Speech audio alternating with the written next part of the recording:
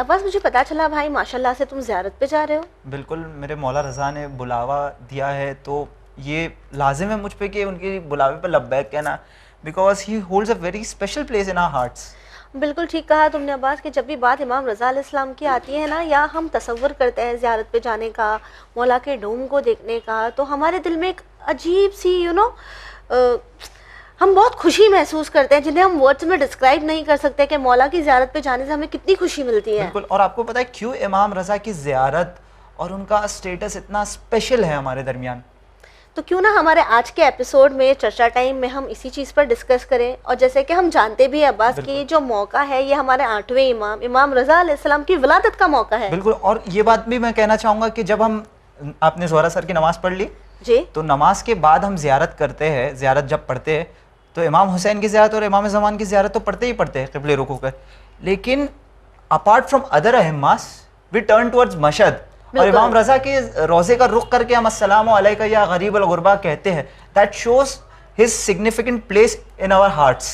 بالکل ٹھیک کہا تم نے. اور ساتھ ہی ویورز اگر ہم بات کریں ہمارے 8ویں امام کی، تو امام رضا علیہ السلام سے کئی ساری ایسی چیزیں ملتی ہیں، کئی ایسی چیزیں جو صرف ہمارے 8ویں امام سے ہی منسوب ہے. تو ہمارے آج کے ایپیسوڈ میں پروگرام چرچا ٹائم میں ہم ہمارے 8ویں امام امام رضا علیہ السلام کی زندگی پر نظر ڈالیں گے. ہمارے پروگرام میں ہمارا ساتھ دینے کے لیے اسٹوڈیو میں موجود ہے عالی جناب مولانا ذکی حسن صاحب. آئیے سب سے پہلے آپ کا استقبال کرتے ہیں. السلام علیکم. وعلیکم السلام ورحمۃ اللہ وبرکاتہ. السلام علیکم آقا. وعلیکم السلام ورحمۃ اللہ وبرکاتہ. مولانا صاحب اس سے پہلے کہ ہم ہمارے پروگرام کا آغاز کریں، ہم آپ کی خدمت میں ہمارے 8ویں امام کی ولادت کی مبارکباد پیش کرنا چاہیں گے. آپ سبھی کی خدمت میں اور ہمارے تمام ناظرین کی خدمت میں اور سبھی کی طرف سے اپنے آقا اور مولا سرکار ولی عصر عجل اللہ تعالی فرجہ الشریف کی خدمت اقدس میں مولا کی ولادت باسعادت کے موقع پر مبارکباد پیش کرتے ہیں. جی، اور ساتھ ہی سب سے پہلے آپ سے یہی جاننا چاہیں گے کہ جس طرح ابھی عباس نے کہا کہ ہم 8ویں امام کی محبت ہمارے دلوں میں ایک الگ جگہ رکھتی ہے، ایک الگ اٹیچمنٹ ہے جو ہم ہمارے 8ویں امام سے فیل کرتے ہیں. ساتھ ہی اگر بات کریں آپ کی زیارت کی، تو آپ کی زیارت کی بھی کافی اہمیت ہے، تو ہم چاہیں گے آپ اس پر روشنی ڈالیں. بسم اللہ الرحمن الرحیم. ہمارے ائمہ اطہار اللہ کی طرف سے وہ نمائندے ہیں کہ جنہیں اللہ نے اس روئے زمین پر تمام انسانوں کی ہدایت کے لیے بھیجا ہے، اور ان ائمہ اطہار کی اپنی ایک خاصیت، اپنی ایک اہمیت ہے. ہر امام کی زیارت کے لیے انسان جاتا ہے اور ہر امام کی بارگاہ میں جانے کے لیے تمنا بھی کرتا ہے، لیکن اسپیشلی ہمارے 8ویں امام امام علی رضا علیہ السلام کی اپنی ایک اہم شخصیت اور آپ کی بارگاہ کی اپنی ایک اہمیت ہے. اس بنا پر انسان زیادہ اس بات کی کوشش کرتا ہے کہ امام کی بارگاہ میں جائے. کچھ ریزنز ہیں اس کے، ان میں سے ایک ریزن یہ ہے کہ آپ اس بات سے واقف ہیں کہ مسلمانوں میں کئی طرح کے فرقے جو ڈیوائیڈ ہوتے گئے. مثلا ایک وہ فرقہ کہ جو حضور ختمی مرتبہ صلی اللہ علیہ وآلہ وسلم کے بعد سامنے آیا کہ جس نے اہل بیت اطہار کو نہیں مانا. پھر ان کے بعد ایک اور فرقہ سامنے آیا کہ جس نے جناب محمد حنفیہ کو امام مانا، وہ ڈیوائیڈ ہو کے الگ ہوئے. ان کے بعد پھر اسی طرح سے ہمارے امام زین العابدین علیہ السلام کے بھی بیٹے جناب زید، ان کی امامت کے بعض لوگ قائل ہو گئے. پھر یہاں تک بات پہنچی کہ پھر چھٹے امام کی اولاد میں 2 بیٹے جناب اسماعیل، ان کی جنریشن نے ان کو امام مانا، اور پھر وہاں سے امامت آگے بڑھی. یا افتح، عبداللہ افتح، ان کی اولاد افتحی کہلائی اور وہ الگ فرقہ بن گیا. اس طرح سے امامت آگے بڑھی تو 7ویں امام امام موسیٰ کاظم علیہ السلام، ان کے زمانے میں بھی ایک بہت بڑا گروہ واقفیہ فرقہ، وہ بھی ڈیوائیڈ ہو کر 8ویں امام سے امامت کو نہ مانتے ہوئے یہ اثنا عشری فرقے سے باہر نکل گیا. اس طرح سے ایک پورا سلسلہ ہے، 10 گروہ ہیں کہ جو ڈیوائیڈ ہوتے ہوئے اثنا عشری فرقے سے باہر نکلتے گئے.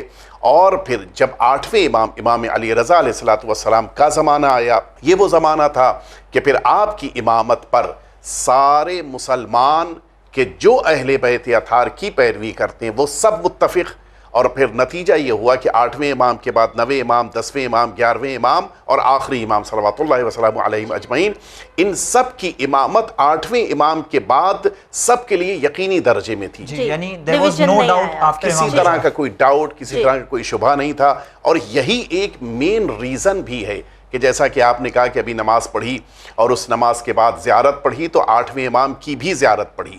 8ویں امام کی زیارت اسپیشلی اسی لیے پڑھی جاتی ہے تاکہ اس بات کا اعلان کرے کہ ہم اثنا عشری ہیں. جی بالکل، یعنی ہم ان لوگوں میں سے نہیں ہیں کہ جو 8ویں امام سے پہلے وہ ڈیوائیڈ ہو کر کہیں اور کسی اور فکر کی طرف، نظریے کی طرف گئے، بلکہ 8ویں امام کو ایکسیپٹ کرتے ہیں.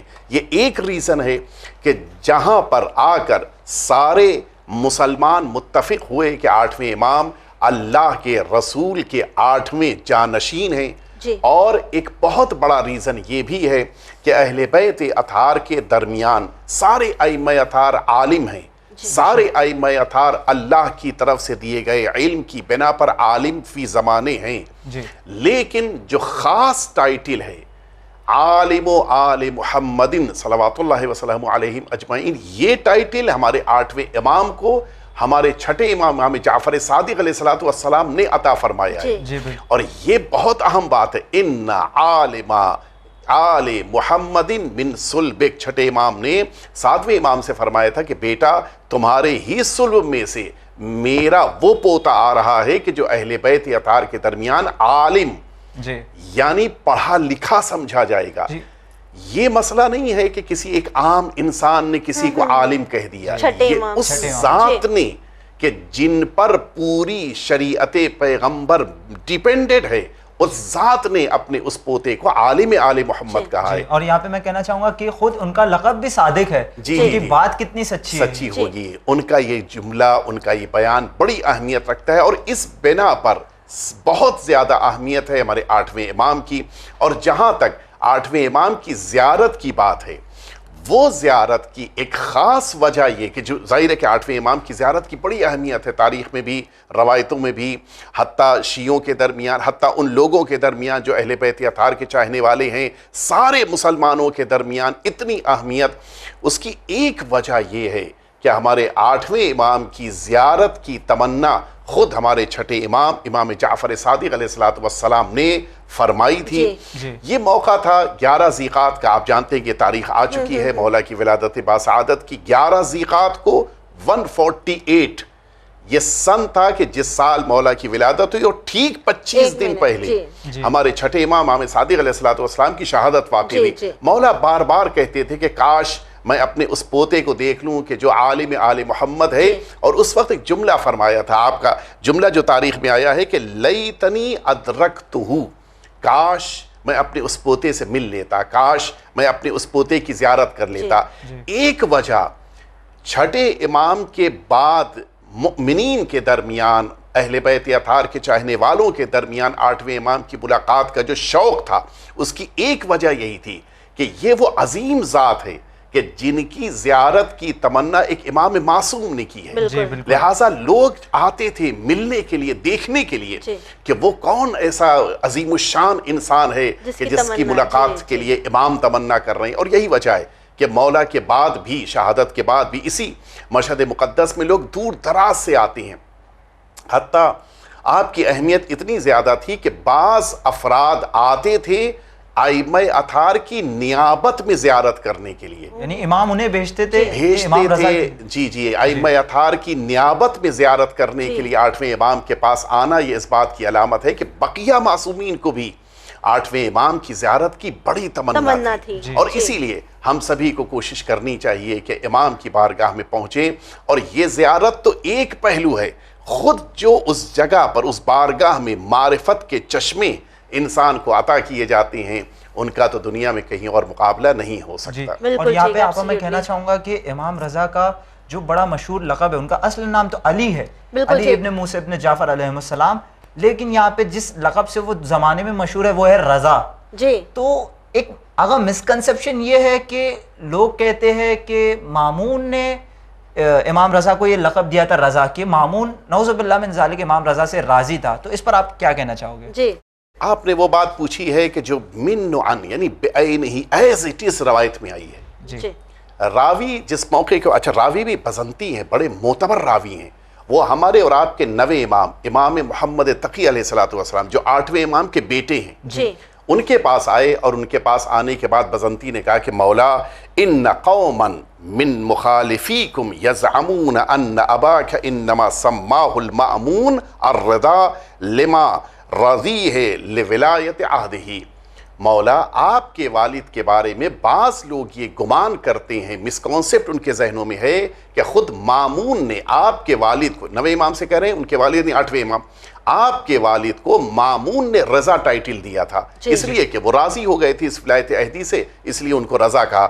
مولا نے اس موقع پہ جملہ فرمایا کہ کذبوا واللہ، خدا کی قسم ایسا سوچنے والے جھوٹ بولتے ہیں، جی ممکن نہیں ہے۔ فرمایا وفجروا، اور نہ صرف یہ کہ جھوٹ بولتے ہیں بلکہ انہوں نے بہتان لگایا، غلط بات کہی ہے، فجر کیا۔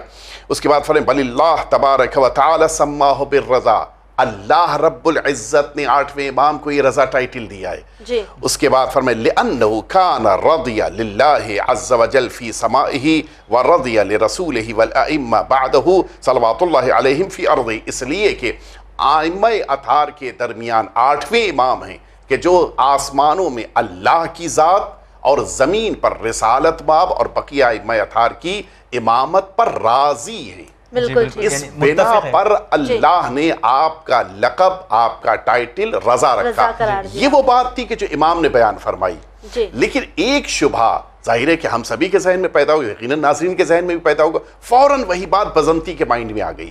بزنتی نے کہا کہ مولا آپ نے فرمایا سر و چشم، آپ کا کہا ہوا تو ہمارے لیے اس میں کوئی گنجائش ہی نہیں ہے۔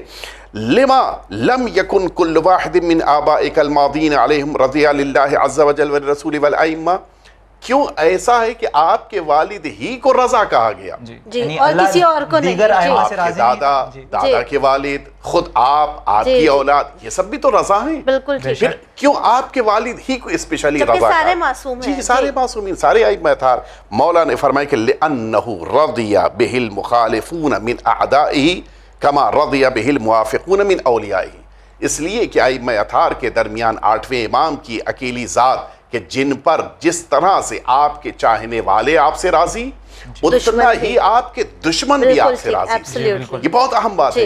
اس کے معنی ہے کہ ایک ذات کے جن پر دوست دشمن سب راضی ہوں، اس ذات کو اللہ رب العزت نے رضا قرار دیا ہے، اور یہی وجہ ہے کہ اللہ رب العزت کی رضا کا مظہر ہیں ہمارے 8ویں امام۔ جس کو اللہ کی رضایت چاہیے ہو اسے امام کو راضی کرنا ہوگا، امام جس سے راضی ہوں گے وہ رضی اللہ کا لقب پائے گا۔ بالکل ٹھیک، ایبسلیوٹلی۔ مولانا صاحب جس طرح آپ نے بہت ہی اچھے سے ہمیں ایکسپلین کیا کہ ہمارے 8ویں امام امام رضا علیہ السلام کا مرتبہ کتنا زیادہ عظیم ہے، کہ جس طرح ہم دیکھتے ہیں کہ امام حسین علیہ السلام نے بھی مدینہ چھوڑ دیا تھا، اسی طرح امام رضا علیہ السلام کو بھی مامون نے بلایا تھا جس کے لیے امام نے مدینہ چھوڑا۔ اور جب یہ جرنی شروع ہوئی، جب مولا نشاپور پہنچتے ہیں تو ایک بہت ہی اہم حدیث ہے جسے سلسلۃ الذہب کہا جاتا ہے، تو ہم چاہتے ہیں کہ آپ سب سے پہلے بتائیں یہ کہ اسے سلسلۃ الذہب کیوں کہا جاتا ہے؟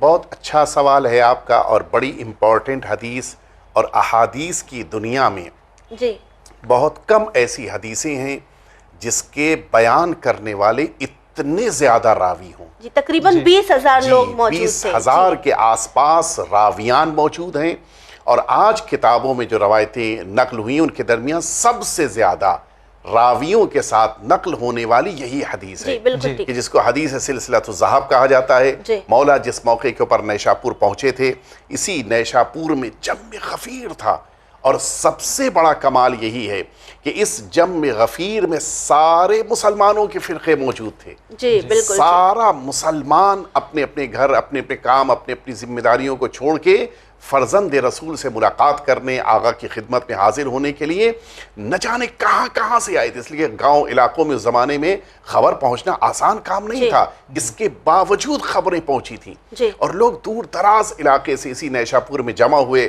اور اس نیشاپور کو عزت ملی، شرف ملا کہ مولا کے قدموں کے نشان بھی آج بھی اس سرزمین پر موجود ہیں، مولا کے دست سے مبارک سے جاری ہونے والا چشمہ بھی آج اس سرزمین پہ موجود ہے، جو آج تک موجود ہے۔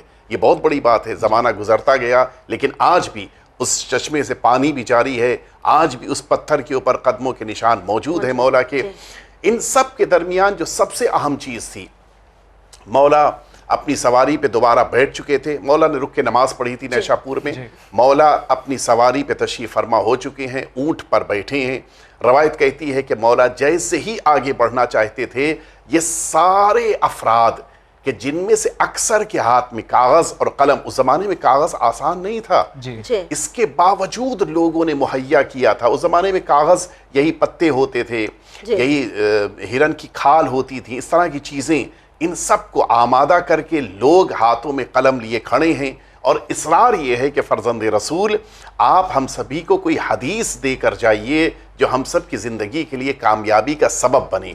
مولا نے اس موقع کے اوپر اس حدیث کو شروع کیا. فرماتے ہیں کہ سمعت ابی موسیٰ بن جعفر یقول سمعت ابی جعفر ابن محمد یقول سمعت ابی محمد بن علی یقول سمعت ابی علی بن الحسین یقول سمعت ابی الحسین بن علی یقول سمعت ابی امیر المؤمنین علی بن ابی طالب یقول سمعت رسول اللہ صلی اللہ علیہ وآلہ یقول سمعت جبرائیل یقول سمعت اللہ عز وجل یقول. یہ پورا سلسلہ بیان کرنے کے بعد کہ میں نے اپنے والد سے سنا, انہوں نے اپنے والد سے سنا, انہوں نے اپنے والد سے سنا, یہ بیان کرنے کے بعد فرماتے ہیں کہ یقول, اب کیا فرمایا اللہ نے, لا الہ الا اللہ حسنی فمن دخل حسنی امن من عذابی. البتہ بعض روایتوں میں کلمتوں بھی آیا ہے, بعض میں صرف لا الہ الا اللہ آیا. مولا فرماتے ہیں کہ یہی جو ہمارے کلمہ توحید یعنی لا الہ الا اللہ, یہ وہ قلعہ ہے کہ جس قلعے کے لیے اللہ نے فرمایا کہ جو اس میرے قلعے میں داخل ہو گیا وہ اللہ کے عذاب سے محفوظ ہو گیا.